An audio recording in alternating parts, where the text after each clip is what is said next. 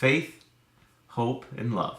And the greatest of these is love. Now, this was scripture that I memorized as a child, and then again as a young man going through my fraternity and some of the lessons that we were taught there within the fraternity, and then again as an older man now with children and a family of my own, and I'm teaching values to my children, and I'm teaching them the values of faith and hope and love. And I think love is so critically important, because if you just have an attitude of love in your life to others, and I mean, think about all of the benefits to just doing all that you can to be a loving person. Think about the benefits that come to you. If you truly love your children and your spouse, won't you have a great family life? And wouldn't you have a great home life if you showed love to your children, to your family, and to your spouse all the time, right? What if we loved other people like we love ourselves? What if we loved our neighbor like we love ourselves? You know, that's the golden rule, right? Do unto others, love thy neighbor as thyself. You know, what if we truly loved others the way we loved ourselves? What if we looked out for other people the way that we look out for ourselves? How much different would our lives be? How many more quality relationships would we have, would our lives be full of, if we took the time and the energy to care about others as much as we care about ourselves?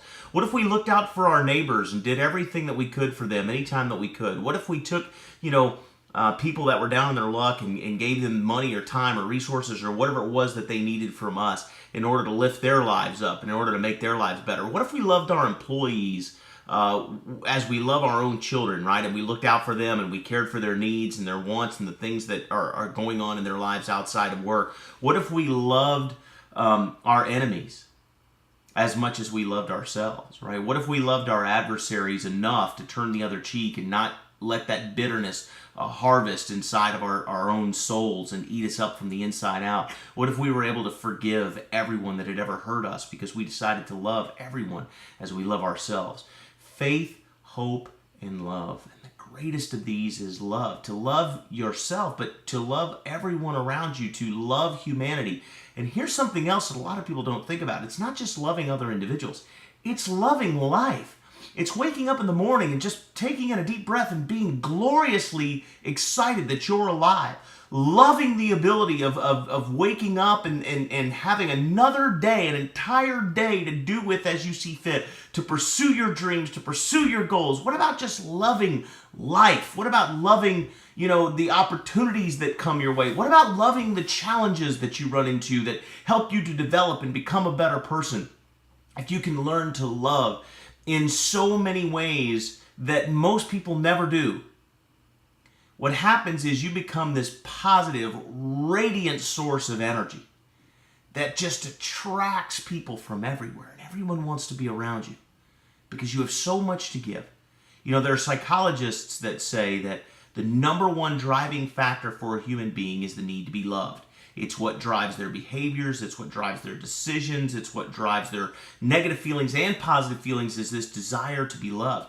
Well, imagine if you become the kind of person that loves all people around you and loves your situation and loves your life and radiates that loving energy, radiates that positive, giving, life-breathing energy into people and situations around you. Can you imagine if it's true that humanity's greatest need is the need to be loved, and that people will alter their behaviors and their actions and their words and their thoughts in the pursuit of love? If you become a giver of that thing, can you imagine how many doors will open for you? Can you imagine how incredible and magical your life can become? And it's not manipulation, because this principle has been around for thousands of years. Faith, hope, and love. And the greatest of these is love. And this can bring you power.